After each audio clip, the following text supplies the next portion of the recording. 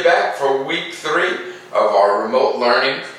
It's another gloomy day, so I'm back to my light problem.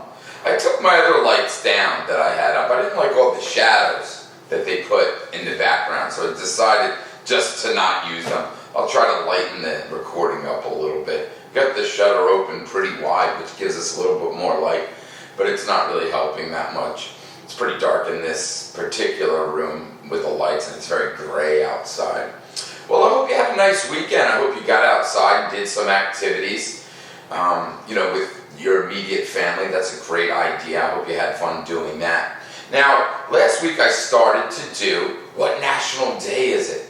So today I looked it up this morning and I discovered that it is National Doctors Day. So thank you, and hope everybody's doing well for all the doctors out there. Doctors are really busy right now, and we appreciate all of the hard work that all our medical professionals are doing for us.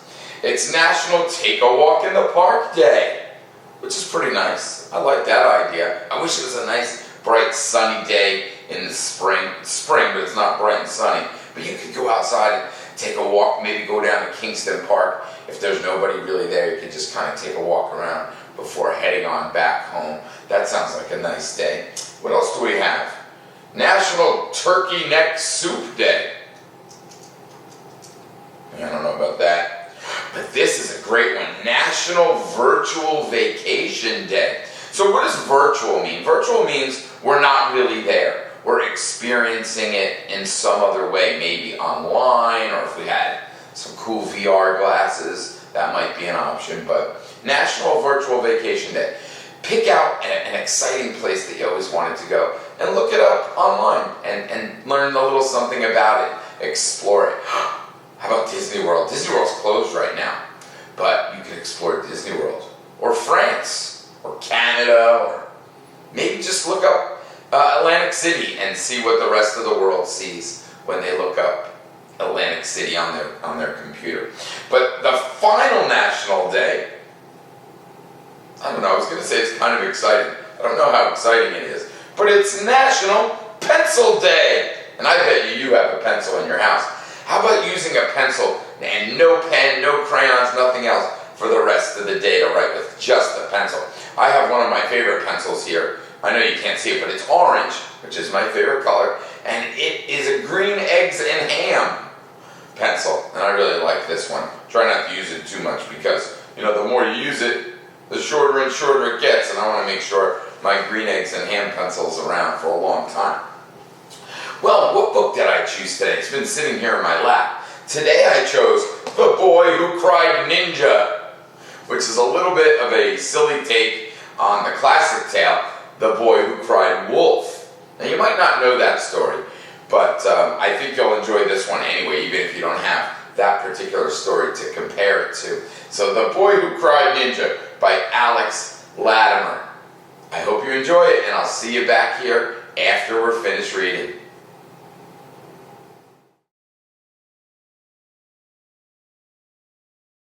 The Boy Who Cried Ninja.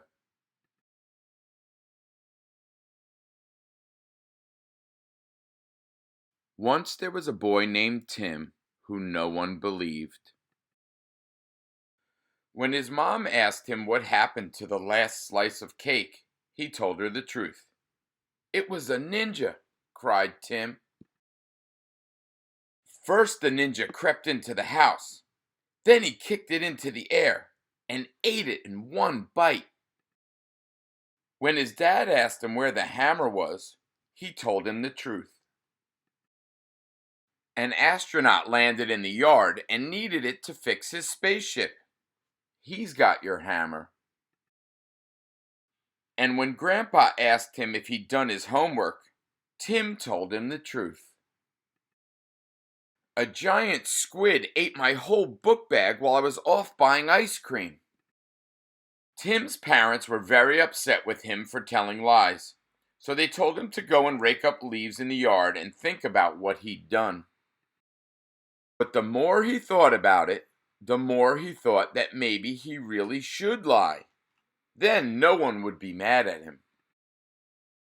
So the next time a pirate jumped out of the cupboard and drank all the tea straight from the pot, he owned up.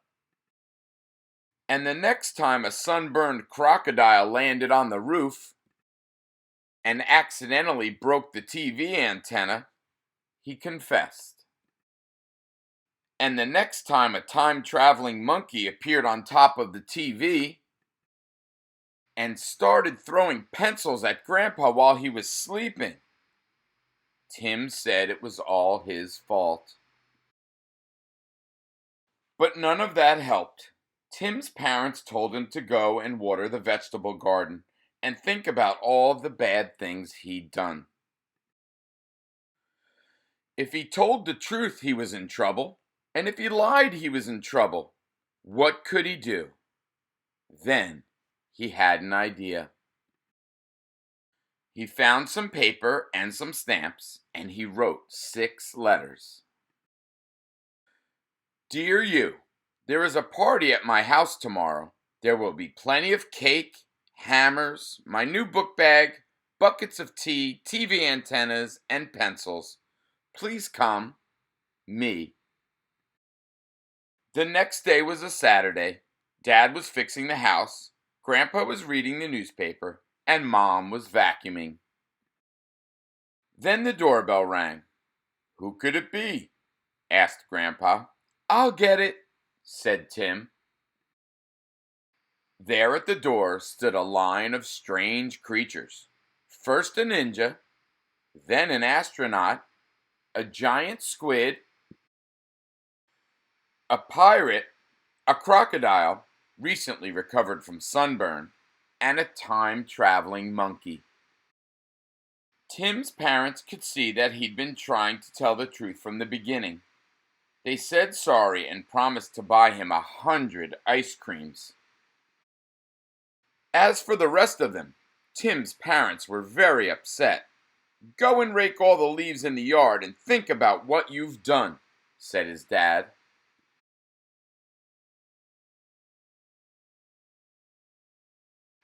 When they had cleaned the whole yard, there really was a party. And no one ate all the cake. No one took anything without asking. No one swallowed a book bag. No one drank all the tea. No one broke the antenna. And no one threw pencils. It was the best party Tim ever had. The end. So there you go. The Boy Who Cried Ninja. What did you think of that? Yeah, I liked it too. Did you have a favorite part? If you had a favorite part of this particular book, write down in the comments here in Class Dojo. Maybe you could have Mom or Dad help you, or even if you're in one of the Google Classrooms. If you want to write down what your favorite part of the book is, I would really like to read what you thought about that. You know what my favorite part is? This one right here, where all the weird creatures show up at the house. I love that one. We have the first, the ninja, there's an astronaut and a giant squid, which really doesn't look like a squid, a pirate, a crocodile, and a time-traveling monkey with this cool radio and a pair of underwear on. You got, and anytime there's a group of characters and one of them's a monkey in their underwear with a radio, you know it's going to be a good time. Well, I guess that's all we have for today. I hope you enjoyed spending a little bit of time with me.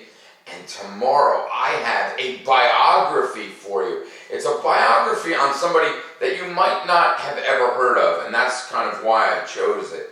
But it's an interesting story about someone who's really, really strong, and I think you're going to enjoy it. So come on back and visit with me for a little bit tomorrow and experience that story along with me. Hope everybody has a great day. See you tomorrow.